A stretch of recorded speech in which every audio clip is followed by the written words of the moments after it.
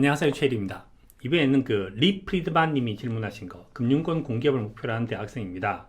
펀드 매니저 같은 금융권 일자리가 인공지능으로 대체된다는데 불안이 생겨서 10년 후 미래에도 금융권에서 종사하려면 어떤 능력을 가져야 하는지 의견을 듣고 싶습니다. 라는 얘기가 있었습니다. 금융권 공기업 들어가신다고 얘기를 하는데, 금융은 일단 세 가지로 구분할 수 있을 것 같아요. 그러니까 자금을 공급하는 사람이 있고, 자금의 수요자가 있고, 자금의 중개자가 있죠. 이슈어는 회사입니다. 금융을 돈이 필요한 사람들이죠. 인베스터라고 하는 사람은 주로 가게입니다. 돈이 남아 돌아서 돈을 주는 사람이죠. 이걸 연결시켜 주는 사람이 인터미디어리 중개자라고 얘기를 합니다. 통상 여기 은행이나 증권사나 보험사나 기타 금융회사들 다 여기 있죠. 그럼 여기는 대부분 이제 제조업이라든지 서비스업 같은 이제 기업들이 존재를 하고, 여기는 이제 우리가 말한 소위 말한 수없이 많은 가게들이 여기 이제 존재를 합니다. 그러면 첫 번째 이제 금융 권력이 어떻게 움직였는지부터 얘기를 한번 해보면 될 것 같아요. 자, 첫 번째 금융 권력을 어떻게 움직이는가 하면, 초기에는 금융 인터미디어리가 모든 권력을 다 갖고 있었습니다. 왜냐하면 이슈어와 인베스터가 서로 몰랐기 때문이죠. 그래서 그때 가장 많은 권력을 누렸던 사람이 JP모건입니다. JP모건은 이슈어한테도 뭐라 그러고 인베스터한테도 뭐라 그러죠. 그래서 돈을 받아주세요 그러면 기다려 이렇게 얘기하고, 돈 좀 빌려주세요 하면 기다려 이렇게 얘기를 하죠. 그리고 JP모건이 이제 압도적 권력을 갖고 있다가 죽습니다. 죽었을 때 그 당시 이제 엄청난 부자가 있었는데, 록펠러가 있었죠. 록펠러가 보니까 별로 돈도 없고 특별한 능력이 있는 것도 아닌 것 같아요. 그래서 록펠러가 얘를 무시하죠. 그래서 만들어진 것이 탈중개화 현상입니다. 그래서 제조업체나 서비스업들이 직접적으로 바로 다이렉트리 인베스터랑 연결시키는 그런 과정이 만들어졌죠. 그래서 그 이후에는 권력이 누가 있는가 하면 인터미디어에서 이슈로 가게 돼요. 현재는 이제 누가 권력을 제일 많이 갖고 있냐라고 얘기를 하면 인베스터가 가장 많은 권력을 갖고 있습니다. 간단하게 얘기를 해보면, 현재 우리나라 GDP가 한 1700조, 1800조, 1900조까지 올라왔죠. 현재 우리나라 시가총액이 이제 코스피가 한 1400조 정도 되고, 코스닥까지 합하게 되면 1700조 정도 나오겠죠. 그런데 우리나라의 가계금융 자산이 얼마 정도 되겠습니까? 가계금융 부채가 이제 1500조를 돌파를 했는데, 가계금융 자산은 3000조가 넘어서 한 3500조, 3600조 정도 될 겁니다. 그러니까 현재는 이쪽이 가장 많은 돈을 갖고 있죠. 그러니까 금융 권력은 이렇게 움직여서 현재는 인베스터 혹은 가계금융이 가장 큰 비중을 차지하고 있다. 이렇게 이제 하나 볼 수 있을 것 같아요. 두 번째는 이제 공기업에 진출하겠다고 하셨으니까 주로 이제 다룬 내용이 이쪽이 되겠죠. 이쪽. 이슈어가 좀 될 텐데, 그러면 여기 인터미디어가 이슈어한테 주는 서비스가 있습니다.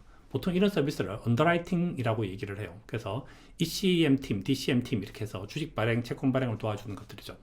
근데 그런 것들은 이제 최근 들어서 이제 비중이 상당히 많이 떨어지고 있고, 수수료도 많이 떨어지고 있어서 그냥 해주면 되지 않습니다. 거기다가 이 ECM, DCM에 대해서 무엇인가 하나를 더 해야 되는 거죠. 그래서 이게 어드바이저리 펑션 이렇게 있어서 M&A 어드바이저리라든지 코퍼레이트 파이낸스를 갖다가 이제 결합한 어드바이저리라든지, 그래서 컨설팅을 감안한 부분들까지 이제 오고 있다. 그래서 금융 공기업에 이제 진출하신다고 생각하면 이쪽 파트에 대한 고민을 좀 더 많이 하셔야 되는 것들이고, 그런 부분들은 이제 코퍼레이트 파이낸스 위주 혹은 파이낸스 스테이트먼트 애널리시스 위주로 공부를 하시면 좀 되지 않을까 이런 생각이 듭니다. 그다음 꼭 공기업에 진출해야 될 필요가 있는 건 아니고, 우리나라 이제 금융회사가 되게 다양하게 있으니까 다양한 금융회사를 기준으로 4차 산업혁명과 관련해서 말씀드리면 이렇습니다. 그 금융권에 있는 직업을 한 4단계 정도 좀 나눌 수 있을 것 같아요. 그 첫 번째 단계는 이제 보통 은행에 들어가서 우리가 많이 만날 수 있는 사람들입니다. 관리직 직원 이렇게 얘기를 해요. 관리직 직원이라고 얘기를 하니까 창구에서 일하는 텔러라든지, 그 다음에 증권사에서 주문을 단순히 처리해 주는 사람들이라든지 이런 부분들이죠. 안타깝게도 이쪽 파트는 이제 거의 기계화가 완료가 된 상태이기 때문에 갈수록 사라질 수밖에 없는 그런 직업이 되는 것 같아요. 그러니까 회사로 봤을 때도, 개인이 봤을 때도 큰 노력이 들어가는 것도 아니고, 회사로 봤을 때 큰 수익이 나오는 것도 아닌 것은 전부 이제 외주로 가는 것이 트렌드가 아닐까 이런 생각이 듭니다. 2008년 금융위 때 수준이었던 것 같은데, 제가 기사를 보다가 어디까지가 제가 정확하게 본 기사인지는 모르겠으나 이제 대략적인 내용이 이렇습니다. 프랑스의 한 이제 금융회사에서 뭘 하기 시작을 했는가 하면, 이제 은행이나 증권사에서 일을 하던 사람도 있었을 거 아닙니까? 보통 우리가 이제 거기서 그 일을 여자분들이 많이 해서 여직원들이 그런 일을 하는데, 그걸 갖다가 이제 교도소로 넘기겠다라고 하는 얘기를 한 적이 있었어요. 그래서 사실 회사에서 봤을 때는 어차피 전화해서 그냥 콜센터에서 전화를 받는 유의 일은 그것이 뭐든지 관계없지 않냐. 그래서 여자 교도소에다가 이제 해주면 그분들은 새로운 이제 서비스, 새로운 직업을 얻을 것이고, 회사는 비용을 절감하면 좋지 않냐라고 하는 시도를 한 적이 있었어요. 물론 그게 통과되진 않았습니다. 그래서 그 당시 사람들이 강력하게 시위를 해서 그걸 막았는데, 그때 그 시도가 있었던지 벌써 10년이 지났고 이제는 시스템조차 완성이 됐기 때문에 저는 이제 이 관리직 직원이라고 하는 것은 사라질 수밖에 없다라고 이제 생각을 합니다. 그럼 그 다음에는 이제 뭐가 남았는가 하면 이제 표준화된 상품이 아니라 약간 전문화된 상품을 파는 사람들이 있는 그룹이 있어요. 보통 이제 우리가 이런 그룹들을 프라이빗 뱅킹이라고 하는 비즈니스가 있는데 이 비즈니스는 여전히 성장을 하고 있고 그다음 확률적으로 봤을 때도 가장 많은 사람을 뽑는 것이 이제 이 비즈니스 같아요. 여기는 좀 사람이 많이 필요한 것 같고요. 그다음 이제 이쪽으로 가보면 은행이나 증권사나 뭐 보험사 어디를 들어가더라도 일반 관리직이 있습니다. 뭐 그래서 거기는 이제 텍스 관련된 서비스를 하거나 뭐 세무 관련된 서비스를 하거나 이런 사람들이 있죠. 여기는 뭐 기획 관련된 거, 뭐 그다음에 뭐 총무팀 이런 것들이죠. 여기는 뭐 이제 그들만의 리그 이렇게 되니까 결국 우리가 말하는 금융 전문가라고 하는 것은 이 두 가지 파트가 있는 것 같아요. 그러니까 질문하신 것처럼 펀드 매니저, 애널리스트, 뭐 프라이빗 뱅커 혹은 뭐 이제 IB 뭐 딜러 뭐 이런 사람들 쭉 있겠죠. 제가 봤을 때 그 일이 줄어들 확률이 훨씬 더 높아지는 것 같습니다. 안타깝게도. 구글에서 뭘 만들었는가 하면 금융의 알파고라고 하는 것을 만들었는데 구글인가? 다른 데서 뭔가 만들었는지 모르겠는데 하여튼 금융의 알파고라고 하는 걸 만들었어요. 보통 애널리스트라고 하는 사람들은 뭘 하는가 하면 어마어마한 대량의 데이터를 취급을 하고 분해를 하고 분석을 합니다. 예를 들어서 거기 신문기사에 나왔던 내용은 이런 것들인데 뭐 우리나라 같은 경우는 이제 북한하고 관계가 있으니까 북한 도발이라고 하는 뉴스가 뜨면 뭐 주가는 빠지고 채권금리는 오르고 뭐 환율은 상승해서 원화는 평가절하된 이런 이슈들이 발생을 해요. 그러면 실제로 이번에 뉴스의 강도는 얼마 정도쯤 되는가를 분석을 해야 될 거지 않습니까? 그럼 보통 애널리스트가 그걸 분해하는데 한 40시간 정도쯤 걸립니다. 그런데 금융의 알파고인 게 뭐 몇 분이면 다 처리를 하는 것들이죠. 그러면 애널리스트한테 그만한 연봉을 주면서 그 일을 시켜야 될 이유도 없어지는 거죠. 스피드에서도 떨어지고 효율에서도 떨어지니까요. 그러니까 그러한 류의 직업들은 사라지는 것이 트렌드가 될 수밖에 없다는 생각이 들어요.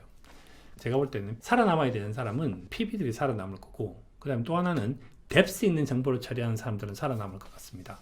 그러니까 정보를 처리하는 데 있어서 훨씬 더 깊이 있게 분석을 하는 사람들은 사라질 수가 없는 것들이죠. 이 부분에 대한 의사결정을 할 수 있는 사람들이라든지 정보를 처리하는 사람들은 살아남을 수 있을 것 같아요. 혹은 금융과 IT를 결합시킬 수 있는 인력도 살아남을 것 같아요. 그 다음에 제일 많이 살아남을 수 있는 것은 저는 의외로 프라이빗 뱅커가 될 거다는 생각이 듭니다. 왜 그런가 하면 인간이 기계보다 의사결정을 잘 못하기 때문이라는 거예요.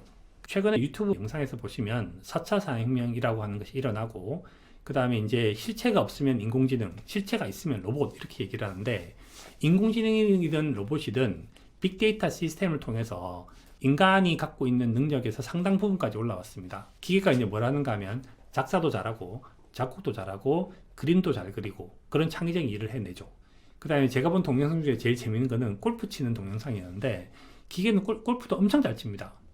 근데 재밌는 게 기계는 어떻게 치는가 하면 딱 치면요 홀인원 밖에 못해요. 왜냐하면 명령어가 홀인원을 하라 하기 때문에 항상 그거밖에 못하는 것들이죠. 그런데 인간은 대부분 홀인원을 하지 못해요. 그럼 기계와 인간의 대화를 한번 상상해 보시면 이렇습니다.